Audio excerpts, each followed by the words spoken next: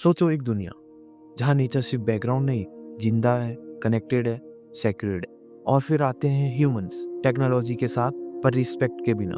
Welcome to अवतार। तो अवतार पार्ट 1 में हमें दिखाया जाता है कि पेंडोरा एक एलियन प्लेनेट है, लेकिन ये सिर्फ एक जगह नहीं, ये एक लिविंग सिस्टम है।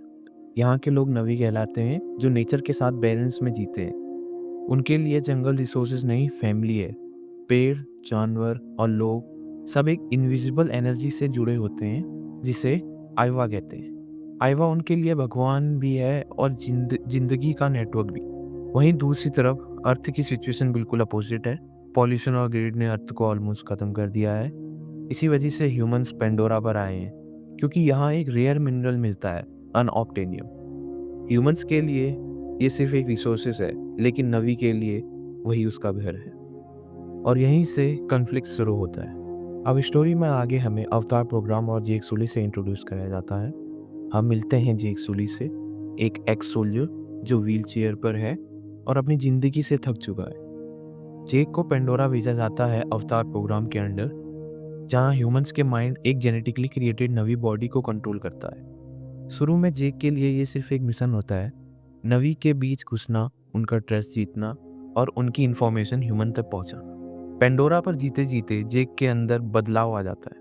पहली बार वो चल सकता है, जंगल को फील कर सकता है और जिंदगी को जी सकता है।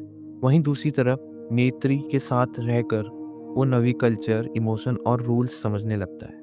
धीरे धीरे जेक सिर्फ ऑब्जर्व नहीं करता, बल्कि बिलोंग करने लगता है। कहानी में आगे जेक अब दो दुनिया के बीच फंस जाता है। एक तरफ ह्यूमंस हैं, जिनके लिए वो स्पाई है, और दूसरी तरफ नवी हैं, जिनके साथ उसने अपना दिल जोड़ लिया है। जब ह्यूमंस पेंडोरा के हार्ट पर अटैक का प्लान बनाते हैं, जेक का सच सबके सामने आ जाता है और नेत्री और नवी से उसका ट्रस्ट टूट जाता है और जेक सब कुछ खो देता है। लेकिन जब डिस्ट्रक्शन शुरू होता है, जेक अपना फाइनल डिसीजन लेता है।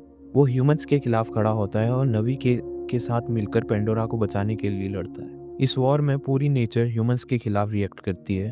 आखिरकार ह्यूमंस हार जाते हैं और जेक परमानेंटली नवी बॉडी में आ जाता है। अवतार 1 का मैसेज क्लियर है, जब तुम किसी दुनिया को समझ लेते हो तो तुम उसे बर्बाद नहीं कर सकते। और आखिर में जो जनरल था वो भी मारा जाता है। और यहीं अवतार पार्ट 1 की कहानी खत्म हो जाती है और अवतार पार्ट 2 में हमारी कहानी आगे बढ़ती है। अवतार द वे ऑफ वाटर। दूसरे पार्ट का टोन बिल्कुल अलग है। ये स्टोरी वॉर से नहीं, बल्कि फैमिली से शुरू होती है। जेक अब सिर्फ वॉरियर नहीं है, बल्कि हस्बैंड और फादर भी है। उसके बच्चे हैं और उसकी सबसे बड़ी प्रायोरिटी उनकी सेफ्टी है। लेकिन ह्यूमंस वापस आ चुके हैं और इस बार वो पेंडोरा पर परमानेंटली रहना चाहते हैं। जेक अपनी फैमिली को बचाने के लिए फॉरेस्ट छोड़कर वाटर ट्राइब मिटकाइना के पास जाता है। यहाँ कल्चर अलग है, जीने का तरीका अलग है और रूल्स भी नए हैं। जेक के बच्चों को यहाँ एडजस्ट करना पड़ता है और अपनी आइडेंटिटी के लिए लड़ना पड़ता है। अब हमें कहानी में आगे ये दिखाया जाता है कि जो कर्नल क्वारिज पार्ट 1 में मर चुका था, वो वापस आ चुका है, क्योंकि जो उसकी सारी मेमोरी थी वो एक अवतार बॉडी में है। उसका गोल सिर्फ पेंडोरा पर नहीं, बल्कि जेक और उसकी फैमिली को तोड़ना है। फाइनल फाइट में फैमिली को हैवी लॉस उठाना पड़ता है और जेक रियलाइज करता है कि भागना सॉल्यूशन नहीं है, अब फाइट अनअवॉइडेबल है। अवतार 2 का मैसेज ये है कि फैमिली सिर्फ ब्लड से नहीं, बल्कि सेक्रीफाइस और प्रोटेक्शन से बनती है। अवतार 3 के लिए सेटअप कुछ इस प्रकार है कि अब ह्यूमंस पेंडोरा पर परमानेंटली आ गए हैं। क्वार्ट्रिज जिंदा है, पेंडोरा के और भी ट्राइब्स एक्सप्लोर होना बाकी है। अवतार 3 एक्सपेक्टेड है कि स्टोरी और भी डार्कर, कॉम्प्लेक्स और मॉरली ग्रे होगी, जहां हर नवी अच्छा नहीं है और हर ह्यूमन बुरा नहीं है। अगर आप अवतार 3 से पहले पेंडोरा की पूरी जर्नी क्लियरली समझना चाहते हो, तो डिटेल रिकैप्स और एक्स्ट्रा इंसाइट्स टेलीग्राम पर मिलेंगे।